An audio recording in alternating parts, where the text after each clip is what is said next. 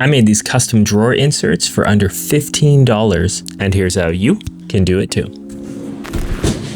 So I was looking for a better way to organize my cameras and lenses, but everything I found online was just not what I was looking for at all. After finding these Trek Pack organizers, I realized they basically just look like corrugated plastic. So I started looking and I was able to find them at Michael's. And they're only $5 a sheet. Just make sure they have these little corrugated holes on the end.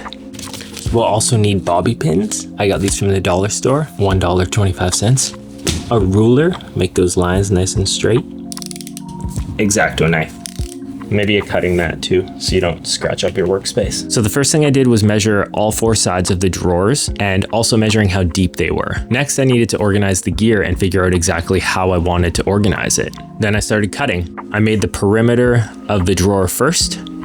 Then I measured the distance again and added the vertical dividers. Once the vertical dividers were in, I added the bobby pins and was pleasantly surprised at how well it held together. Next up, I needed to divide the little compartments for the camera lenses and the bodies. I made little marks in the plastic so I didn't mess up the measurements. Chopped those up, inserted them, and put the bobby pins in. You could probably add the bobby pins to the bottom of the plastic as well to hold it in place even more, but even with these big lenses rolling around, once all the dividers are in, it's actually quite sturdy, even when opening and closing the drawers.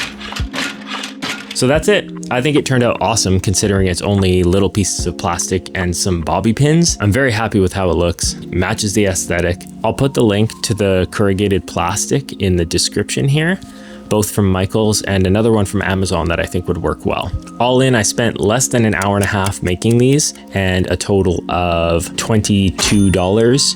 But I only used 2 of the plastic sheets, so minus 10 from 22, we're at $12. That is less than $15 and an hour and a half of my time. Pretty good deal.